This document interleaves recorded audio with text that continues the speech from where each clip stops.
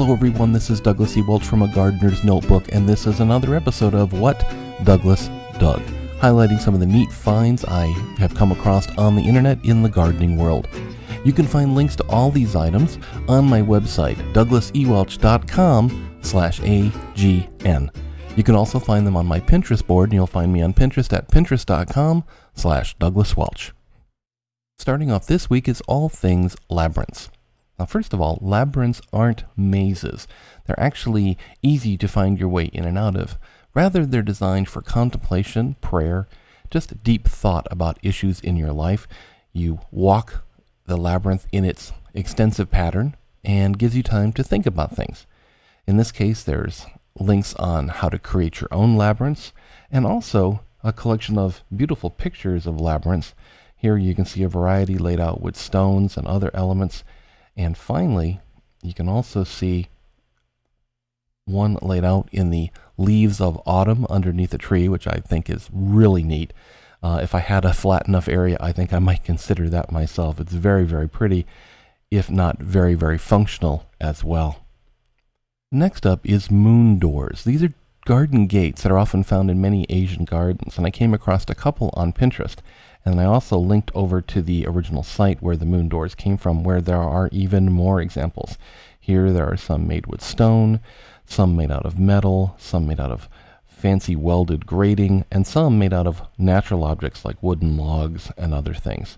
I think they're actually very incredible. It does require a bit of skill to build them, but perhaps you have someone in your life or yourself who can actually create one of these moon doors for you as an amazingly beautiful entrance for your own garden.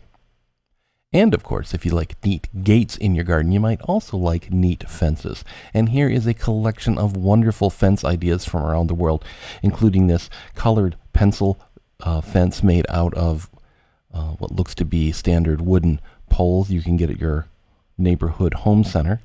You also have this particular fence, which I absolutely adore. It's made up of odds and ends. There are some normal picket shapes, but there's also, in this case, the shape used left over from cutting out a decorative picket. There's also other parts. There's even turned legs of tables and other furniture.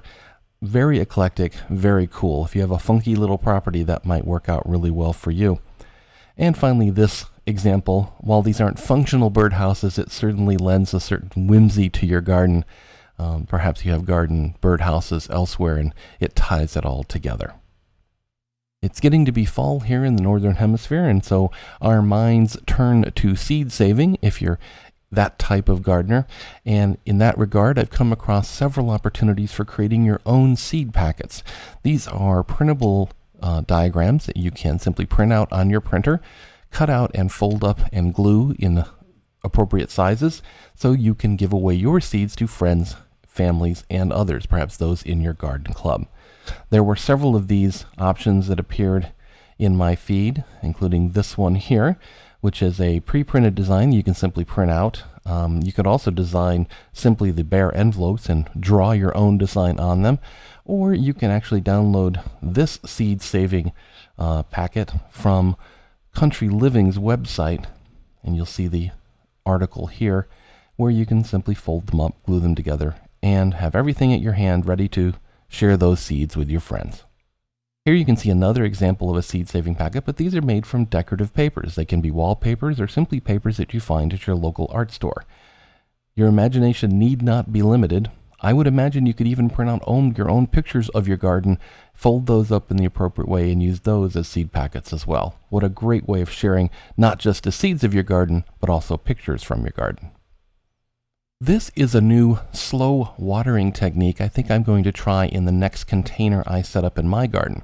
You may have seen my wine bottle waterer video episode that I did of the container garden, which simply uses upended wine bottles in containers to slowly release extra water into the containers. In this case, you're using something like a juice bottle that you might get at your average grocery store, and you drill a few holes, just a couple in the bottom of the bottle. I would also recommend drilling one or two in the top and below the neck of the bottle to allow air passage. Then you bury that bottle up to its shoulders, if you will, in soil, and then fill the water bottle with your garden hose or watering can. Positioned correctly and with the right type of soil, this should release a nice dose of water over a period of time. It shouldn't all just glug out. And as I found with my wine bottle waterers, if there's enough soil around the release holes, it acts like a wick and it slowly dribbles the water out rather than just gushing out. As I said, I'm going to try this in the next container I set up. I'll probably do a video of that as well. I think it's another great idea for helping keep containers hydrated, especially here in hot Southern California. Containers can dry out very, very quickly. So anything that gives us a little help in that regard is very much appreciated. There are a host of ideas on the internet about ways to recycle products into seedling starters. This is just another one that caught my eye. It's basically looks like half-liter bottles that are cut in half, turned upside down for the actual pot for the seedlings, and then in a unique idea which I hadn't seen before, you use applesauce containers or clear yogurt containers or other containers to top them and keep the humidity and the moisture inside the container while the seedlings are germinating. Typically, you might see people use a Ziploc bag or plastic wrap or some other method. I like this idea because it's nice and self-contained. It should stay in place more easily. And again, it's a great way to reuse packaging materials that might otherwise simply be sent to the recycle bin or even to the dump. We don't like to send that product out if we can possibly avoid it. And this is certainly a great way of reusing it in our garden. Here's another take on the vertical gardening trend that's taking over the world lately. I'm sure you've seen pallets set on end and planted up and entire vertical garden walls, where in this case, this takes a natural product, in this case large bamboo, and utilizes a natural feature about it, which includes the nodes that separate each compartment of the bamboo. That gives you a bottom for a pot, so if you quickly saw out little windows in each node of the bamboo, you end up with a nice little planter. This would especially work nicely for any plants that drape down. I would assume you could grow nearly anything in here. Of course, it's not a lot of space, so they'd need to be small plants, but it's certainly an idea. It gets you to thinking about a way of using, again, a natural product that's going to last for quite a while, but you can assemble in a variety of unique ways to again, follow that vertical gardening trend and try it out in your own garden.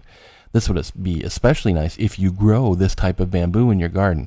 I know I have a computer consulting client who has a bamboo very much like this, very much in this size. And I might just go over and ask her for a few stems of this bamboo to try this out. It certainly is an intriguing idea.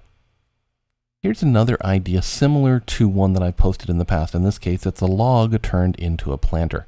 If you have someone with a chainsaw in your life, or you have one yourself, and you happen to have a fallen limb of appropriate size, you might be able to carve it out, fill it with your favorite composter or soil, and plant it up.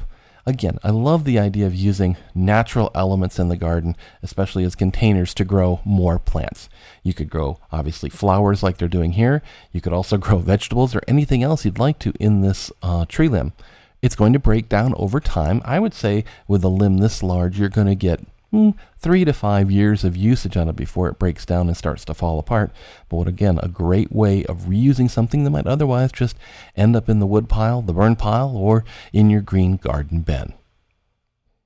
One of the most popular blog posts on A Gardener's Notebook is a post where I link to a site that teaches you how to make cast concrete garden leaves.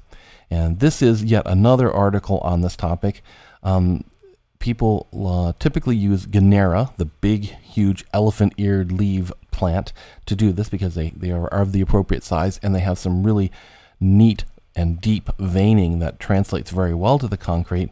In this case, these people have also gone and applied various finishes to their finished concrete leaves, so they are a little bit more decorative. Frankly, you can finish them or unfinish them. They look great either way. I have not yet done this project myself, but it's a project I look at all the time. It's constantly on my list of things to try out, and maybe this will give me the impetus to go ahead and finally give it a try.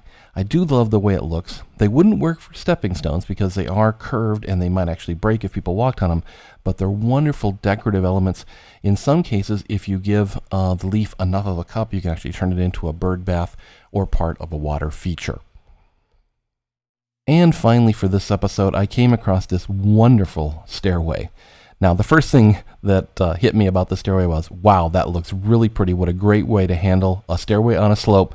The second thought was, wow, you're going to need some extra help to move around those huge flagstone pieces that act as the steps. I do love it a lot. You would need some extra help. It's definitely not a project for a beginner.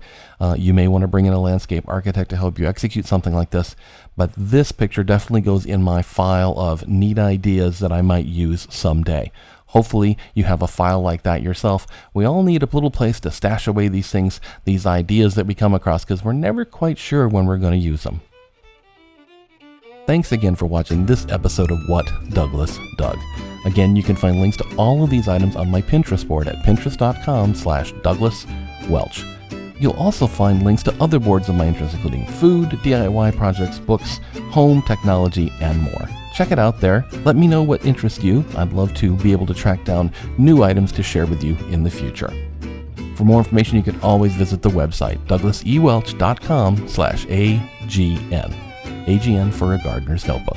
Thanks again for watching, and until next time, keep digging.